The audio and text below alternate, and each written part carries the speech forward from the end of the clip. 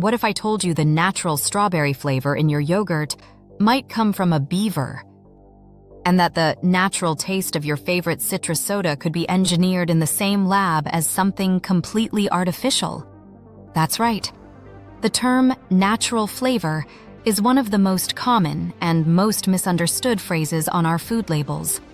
It's in everything from your granola bars and soups to your plant-based burgers and sparkling water. So, what does it actually mean? And are we being tricked? Stick around, because today we're decoding the secret language of food labels, and you'll never look at your snack cabinet the same way again.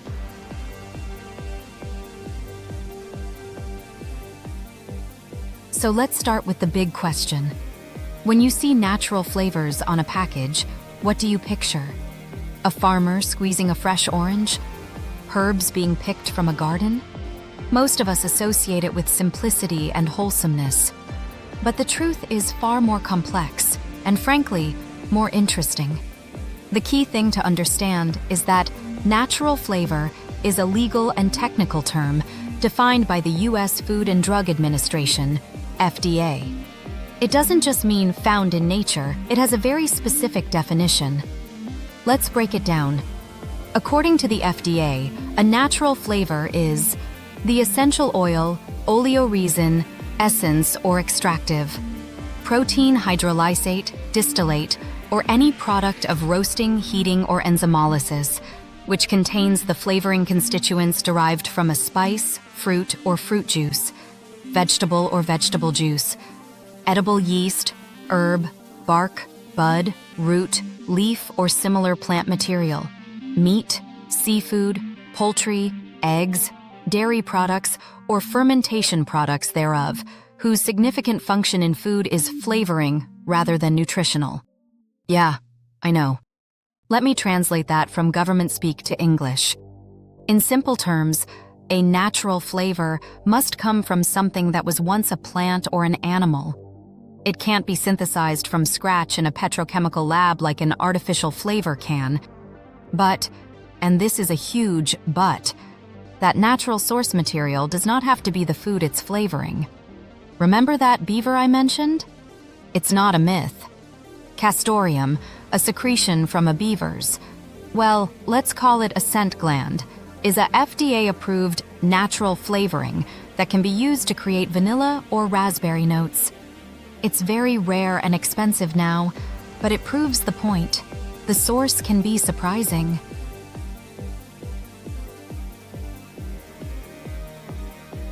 So how does a piece of bark or a yeast extract become the natural butter flavor in your popcorn?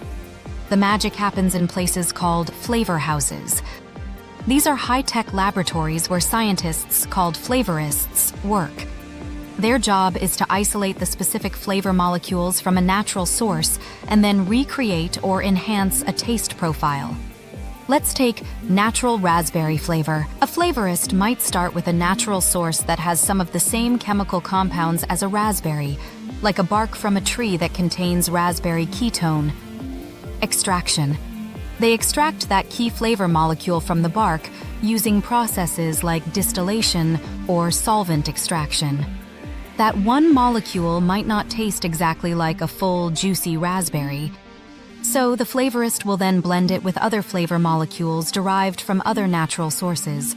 Maybe a hint of vanilla from a vanilla bean, some tartness from citric acid from a lemon, and a floral note from a rose petal. The result is a proprietary natural raspberry flavor that tastes more like the idea of a perfect raspberry than any single raspberry ever could. So, is it from nature? Yes. Is it from a raspberry? Not necessarily. And this is the core of the debate. The process can be almost identical to creating artificial flavors. The main difference is the starting point, a natural source material versus a synthetic one.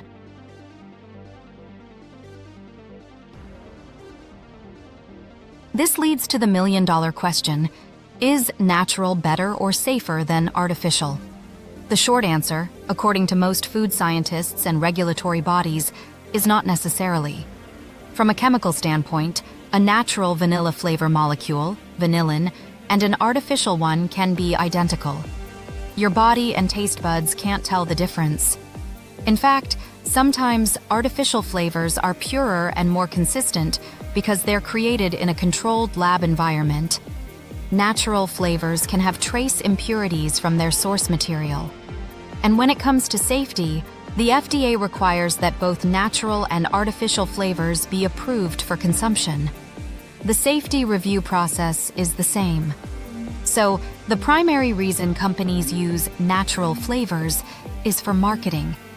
They know that word natural sells. It makes us feel like we're making a healthier, more wholesome choice.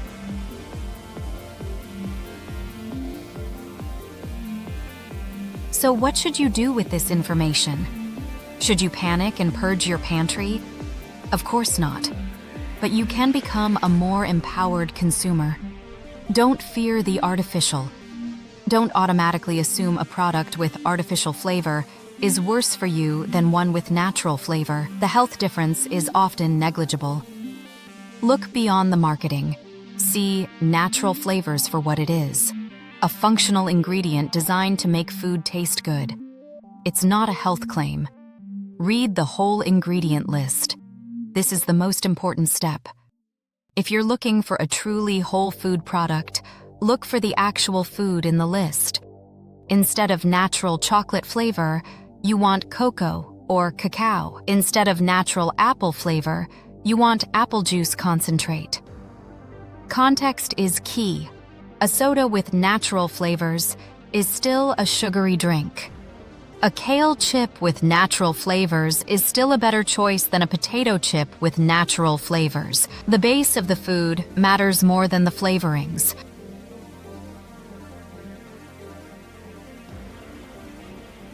So the next time you pick up a product and see natural flavors, you'll know the secret. It's a natural-born liar in the best way possible, a clever scientific trick to give us the delicious, consistent tastes we love. It's not something to be scared of, but it is something to be aware of. Knowledge is power, especially when it comes to what we eat. What was the most surprising thing you learned today? Was it the beaver thing?